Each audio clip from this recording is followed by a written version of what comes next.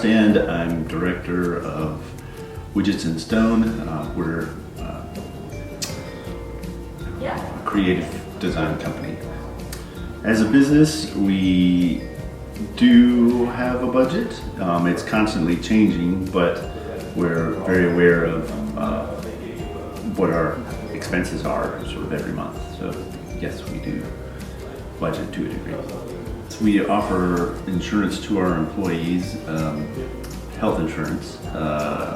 It is one of the things that the business is able to help cover. We pay 100% of the health insurance. That has been very expensive of late, but the business has been doing well enough. We of course have to pay all sorts of other, liability insurance, property insurance, equipment, especially for the computers and all that sort of thing.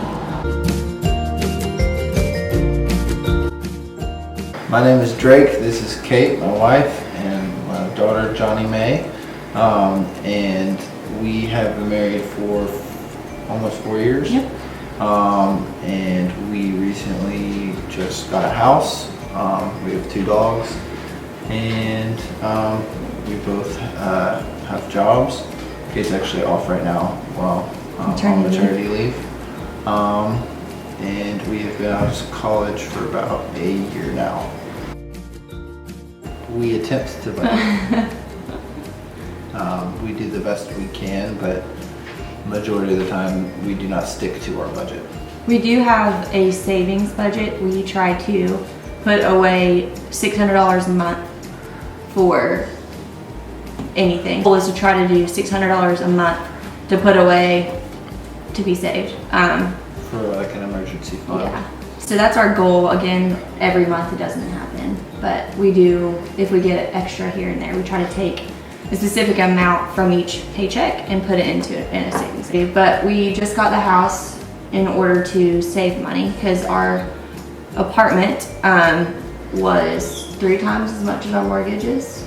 Including utilities. Yes, yeah. Our apartment rent and everything was 3 times more than our mortgage. So we kind of took the plunge and put a down payment in order to be putting money towards something versus just throwing away $1,200 a month plus utilities on an apartment. Hi, my name is Karen Coram Copeland, and I'm a rug designer in Dalton, Georgia.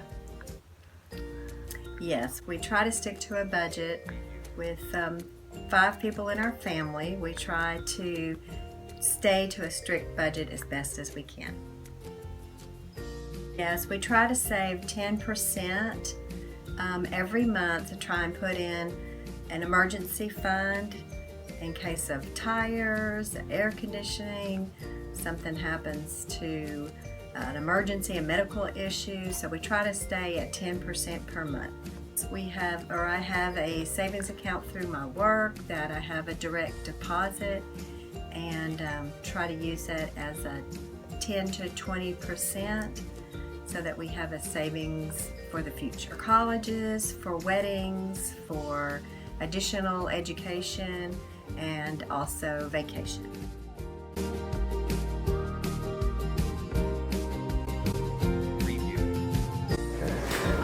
My name's Marshall, and I'm a parent of 2, and I'm a farmer, and our income is based solely, so we own our own business, and that's where our income comes from, so 100% from the farm. I'm Catherine, mother of 2. We're 32 years old, I help with the business, so that's our full-time work, and we, in addition to the farming piece, we focus on raising animals sustainably and producing meat to sell to consumers from that. We have an online store, a delivery service, that all wraps up into our business and produces revenue. And we run a kennel kind of on the side. That's a good question. We budget for both, but I would say we I don't sit and do 2-year projection budgets for our family, but I do for the company. I definitely spend way more of my time budgeting company-wise than family-wise. Yeah, and I keep our books for the company, so I reconcile like our bank account and everything that's on the books every month. Just to make sure we're keeping up with our budget. So I can click a button and it'll give me a report of how much we've spent, what our income has been that month, and the difference there. And so we can make sure we're on track with both our revenue goals and to not overspend. So yeah, budgeting is definitely a big piece of the business. And then for our family, we have a loose budget, I would say. I know approximately what I spend in each area, like for our groceries, insurance bills, you know, healthcare, different stuff like that. We don't have a strict budget because we are in the startup phase still of our business. It's under 5 years old, so our income every month looks a little bit different.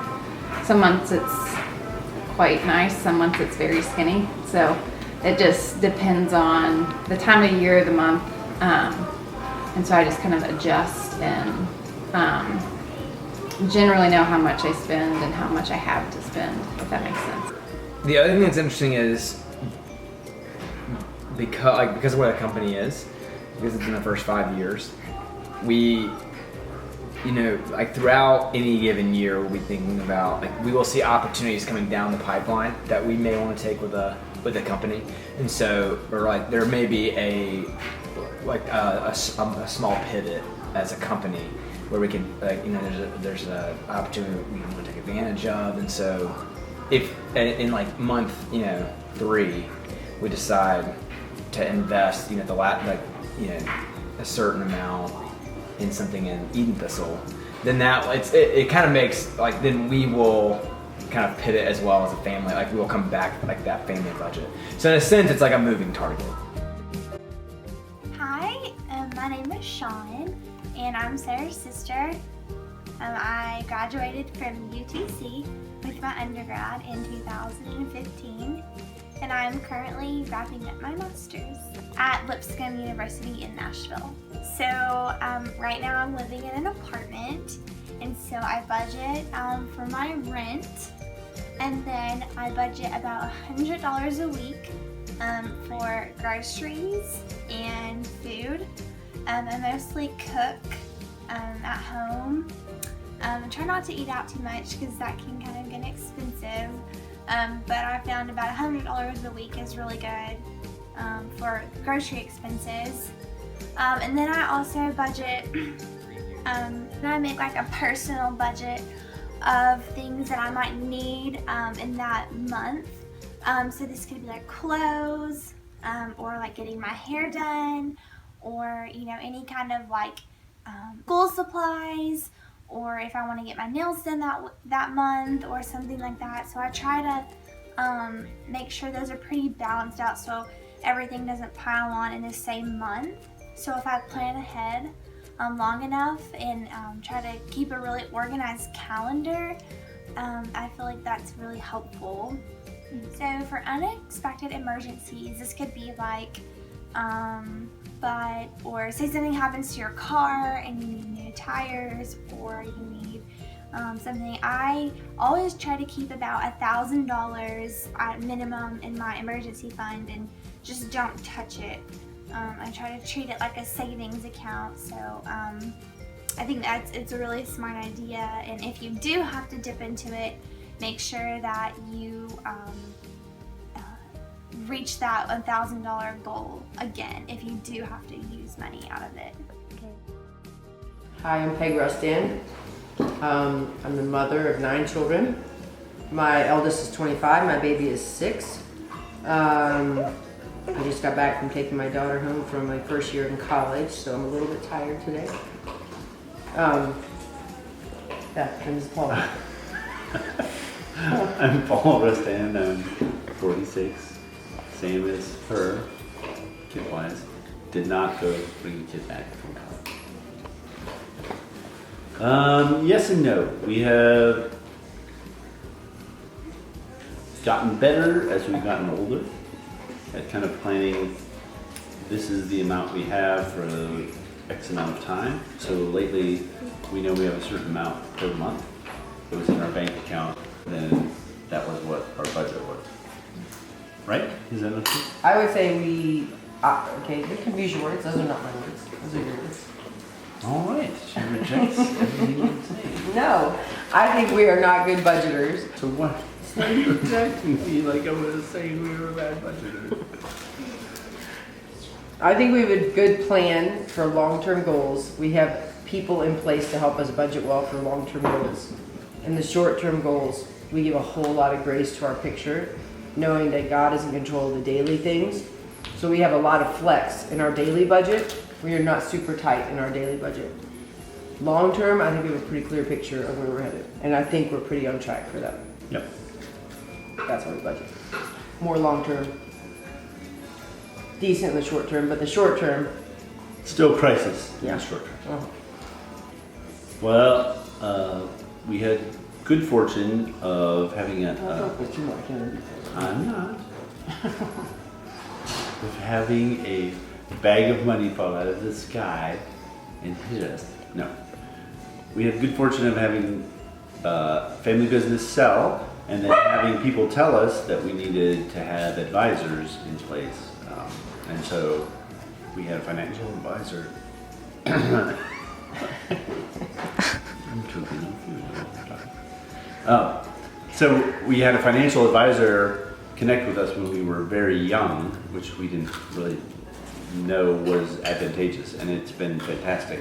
so we have money in savings. We have some money that's invested for long term, and we have some money that's savings for short term. So we have different ways that we save money. So we've had a person help us set aside money, knowing that there would be crisis, knowing that there would be rainy days. Like when we bought our first house, there was savings put aside for when we thought we would have to stop construction on our house. Our financial advisor said, well, actually, I expected this to happen. We've got a little rainy day fund for this. He's helped with all sorts of things like that. Helped us achieve our goals when we said we want to save for weddings, or we want to save for college, or we want to save for this, that, or the other. So there's a lot of budgeting going on. It's being assisted by a lot of other people. And I would say we, like you said, have been really blessed by gifts from Yes. people way before us who've done a lot of work of saving themselves. So people who save and then give you a blessing, it's important that we try to steward well what was given to us. Right. It's been a little bit difficult because both Paul and I tend to be really big givers. Yes. Our personality are not really good savers. Yeah. Neither of us really feel like we deserve much of anything. Yeah. So trying to save and prepare with 9 kids has been a challenge for our brains. So I'm thankful we have a financial planner who helps us do that. Yeah.